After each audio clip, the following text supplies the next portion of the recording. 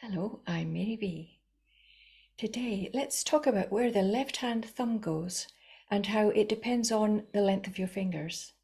Whether you have a long pinky or a short one like me, small hand. So I'll use my trusty wooden spoon to show you um, why there's so many alternatives with the way that your thumb goes and why it depends on the length of your fingers. Now, the ideal way to put your finger down on the string is from these knuckles here at the back of the hand. The best way to put the fingers on the string is straight from that knuckle. And the finger moves in one movement from the knuckle at the back, right? Now that's the ideal way, but most people's hands don't really allow them to do that exactly. And they end up with a very crunched up first finger, and their fingers aren't really going down properly. And there's a lot of squeezing between the thumb and the first finger. So let's have a look at how we can uncurl the first finger by just allowing it to move back a little bit and to practice putting it down on the string in one movement with the source being the knuckle at the back, just like that, right? Now notice that once we do that, we can move the thumb to anywhere we like. So the problem arises when we start to put the other fingers on. So we put our second finger on and we see that we can also put that finger down on the string, and we're just using the knuckle at the back and the whole finger is moving in one movement like that. Great, that's fine. Now notice the more fingers we put on, the more crunched up the first finger gets, like this. Becomes more crunched, doesn't it? And then with the fourth finger, especially with a small hand, this part of the hand becomes very crunched, becomes very squeezed, right? Now this happens for people who have large hands as well, right? Because this becomes immobilized and very squeezed. So what to do is, first of all, start to uncurl your first finger like that, from here to here, right? And then you can move your thumb to just behind it if you like, and practice putting your first finger down in one movement without feeling crunched, right? So then the second, the third, and then this is the test, whether you can put your fourth finger down without dragging the whole thing forward. So that means that you might as well put your thumb a little bit more forward to accommodate your fourth finger so that the whole hand is stable. Most people have to play with a more crunched up first finger. Most people don't have a pinky long enough to allow all the fingers to go down like that. But if you do, absolutely fantastic.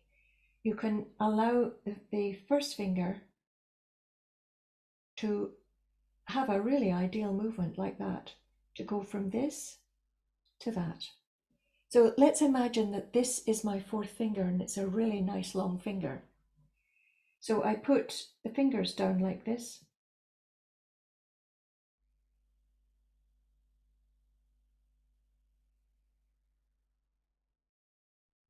You can see how ideal that is, right? That's what most people have, a pinky that's long enough to do that. So the key is to move the first finger back and then place the thumb in the ideal position that fits in with what your fourth finger is doing. Now, if your fourth finger does have to, if you have to stretch a lot, the difference is with a very small hand that you have to set the fourth finger first and then work backwards from the fourth finger. I've done some more videos about that, how to set up a small hand. Most people don't have a pinky that's as short as mine, which is ridiculously short. So, there are adjustments to be made. Usually the most crunched up finger is actually the first finger.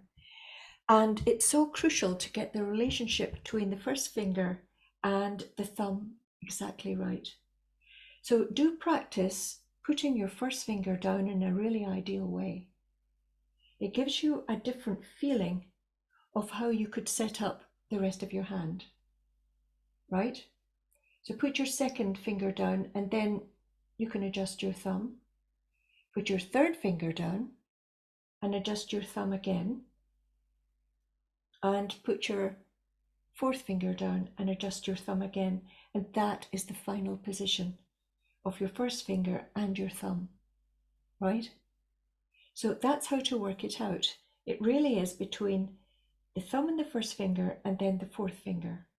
And if you know the ideal way to put your fingers down, that's something to aim for as well and something to think about. So let's have a look at it from the front. There's very little movement in the fingers. They're very, very close to the string. And you can see the whole finger is moving from just the knuckle at the back.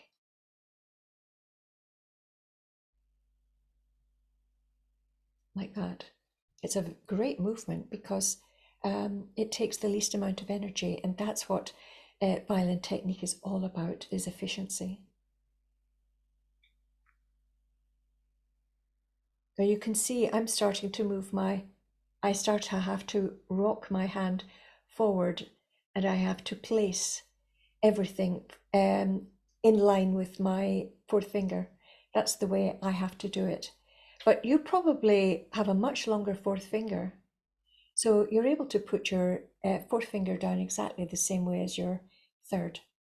So there's absolutely no reason why people with larger hands would have to have a scrunched up first finger and a tight thumb. There's absolutely no reason. You can actually just put your finger down like that.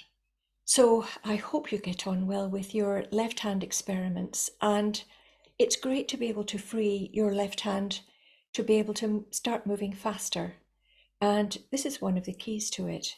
So when you're trying to change a habit, it's actually great to get away from the violin and away from the temptation to just do everything the same way.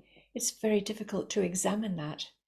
So get yourself some pencil or wooden spoon or something and examine it and give yourself some fresh ideas. Put them back to the violin and then back to the wooden spoon again. And keep going backwards and forwards, because that's the most effective way to change a persistent habit on the violin. So I hope you get on well with your experiments, and I'll leave it there. Bye for now.